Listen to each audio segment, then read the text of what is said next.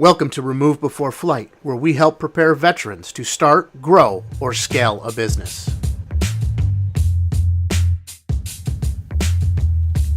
Happy Veterans Day. RBF Nation, how are we doing? It's your host, Kevin Fairbanks, back for another week of Remove Before Flight.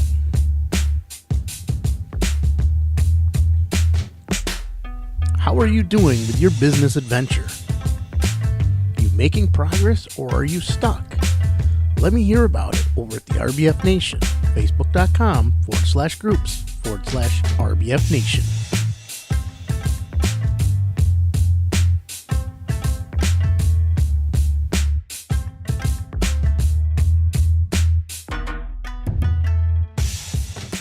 So how much do you really know about Veterans Day and its history? Or do you think it's just a day to get free shit? Originally called Armistice Day, in 1954, President Dwight D. Eisenhower officially changed the name to Veterans Day. On November 11th, 1919, the first anniversary of the end of World War I, Congress passed a resolution in 1926 for the annual observance of this day. November 11th became a national holiday beginning in 1938. Has Veterans Day always been celebrated on November 11th? Nope. In 1968, the Uniform Holidays Bill was passed by Congress, which moved the celebration of Veterans Day to the fourth Monday in October. What? October?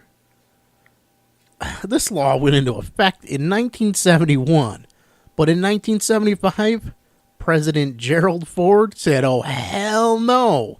This is bullshit," and returned Veterans Day to November 11th due to the important historical significance of the date. The United States shares celebrations on this day along with Great Britain, France, Australia, and Canada, who all commemorate the veterans of World War I and World War II on or near November 11th. For Canada, it's Remembrance Day, while Britain has Remembrance Sunday, which is the second Sunday in November. In Europe, Great Britain, and the Commonwealth countries, it is common to observe 2 minutes of silence at 11 a.m. every November 11th. 11 at 11 a.m. Interesting. How is Veterans Day different from Memorial Day? Veterans Day pays tribute to all American veterans, living or dead, but especially gives thanks to living veterans who served their country honorably during war or peacetime. Memorial Day, we tend to remember those who died defending this country. For some veterans, they forget why we celebrate this holiday and instead look for all the free shit they can get and get pissy when they don't get a discount that they think they're entitled to. So yesterday, I'm cruising through my Facebook feed, and I see this story posted from a fellow veteran where he shared a story from a waiter friend of his. And it goes like this. A veteran goes into a restaurant and was kind of pissed that this restaurant didn't offer a free meal to veterans on Veterans Day. So this piece of shit orders almost $50 in food, then proceeds to leave no tip, and instead writes on the bill, "In honor of Veterans Day, here's your discount." What the fuck is wrong with people? Just because you wore a uniform does not entitle you to jack shit. Is this what they are teaching in boot camp now? We know they can't lay hands on you anymore. So are we under this everybody wins, everybody's entitled to everything? What the fuck? Let's stand up as veterans and tell these morons to knock the entitlement mentality off. You're not entitled to jack shit. If people want to give you something to honor you for your service to this country, great, but don't expect it. So this week, I had planned to bring you a kick-ass interview with a fellow veteran who has been building his empire doing something he loves. However, for months, I have been trying to get a mutual time for him and I to sit down and conduct this interview. And unfortunately, both of our schedules have just not been accommodating. Now, this is a person I have been known to sit and enjoy a few beers with in the past. But now that we live a few hours apart, that just doesn't seem to happen much anymore. Might just need to make a road trip. I'm talking about my friend and brilliant artist, Erick Florez. Erick is a multi-talented person, from anything from like web design to photography and all kinds of things in between. A few years back, over a beer, Erick had this crazy idea that he throws onto the table that incorporated a passion of his. You see, by day, Erick is a UX UI designer and front-end developer. For those of you who are now scratching your head saying, what? That's the pretty shit you see when you go to visit a website or an app. That's user experience and user interface, UX UI. And he does that, plus he knows how to code to make it all functional. Front-end development. But it was leaning on these skills plus a hobby that was the vision Erick had. You see, it wasn't uncommon for Erick to grab his backpack and a tent and go on an adventure.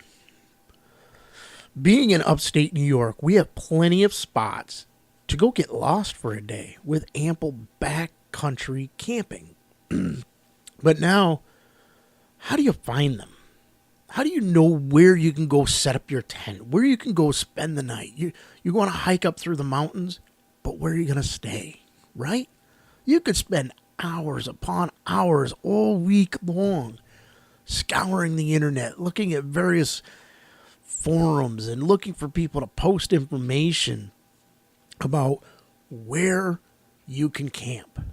Great, I want to climb this peak, or I want to go on this trail, or I want to go here. But where am I going to stay? Kind of ruins it if you got to go stay in a hotel or down at the roadside, or, you know, it just, you lose that whole thing. I know a lot of you can relate to it. Those of us that have served, many of us have spent multiple times in a tent camping. Not as luxury as we'd like, but hey, you know, that's what we signed up for. So you could spend all these hours. You could go scouring the internet, as I was saying. Or you could simply go to Bivvy. Wait, what is Bivvy? You see, this was Erick's vision. Build a website that hosts a user-submitted database of primitive backcountry campsites around the U.S. No, not, hey, let me back in my $100,000 glamping bus and get in touch with my nature side while watching TV and microwaving popcorn. It's the, I found an off-the-beaten-path site with a perfect view of the mountain, lake, or whatever, where I can pitch my tent and relax. So, at the beginning, it was an idea and some chicken scratch on a napkin. How many times have we heard that story, huh? Yeah, I'm telling you, another one. But this one, I sat there in the meeting. So, and the more we just sat there and chatted and we talked, the more it became a reality. So the more and more it became a reality, the more interest I had in it.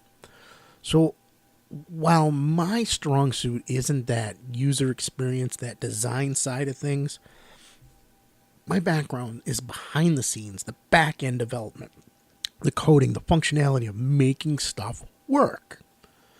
So I agreed to help Erick build the technical issues and deal with the back end side of things and help code up the app. Before long, we realized we created a monster without any true organization or structure. People we talked to were overly excited about the app and screamed, "Oh man, I would love something like that. I would use that." Meanwhile, we were trying to figure out the logistics of everything, and it was starting to get a little expensive to build. We both were working full-time gigs, and Bivvy was eating up most of our free time. An attempt to raise some money to help offset some of the cost did not go as planned.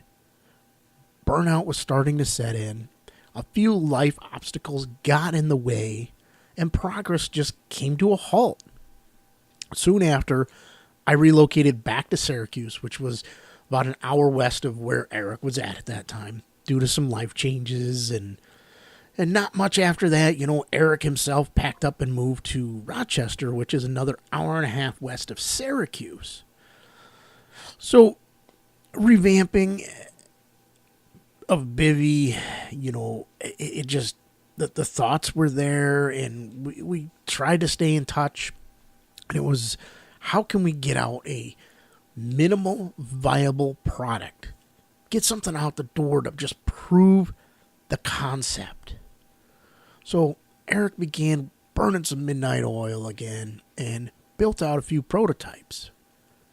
Some of them were good, some of them flopped. But we both knew there was something to this idea. And at that point, we cut the app out of the picture and decided to start with a web-only version to build the community and get people to start adapting to the concept. So Erick, he spent some time working away at Bivvy, and I focused on a few other projects I had going on. Out of the blue one day, I get this message just containing a link, and I click it. Wow. This was the vision from the napkin we had a few years back. So it's at a point where it's still in its infancy stage, and we're trying to build up this community and make this thing a reality. So now I'm going to ask you to go take a look at it.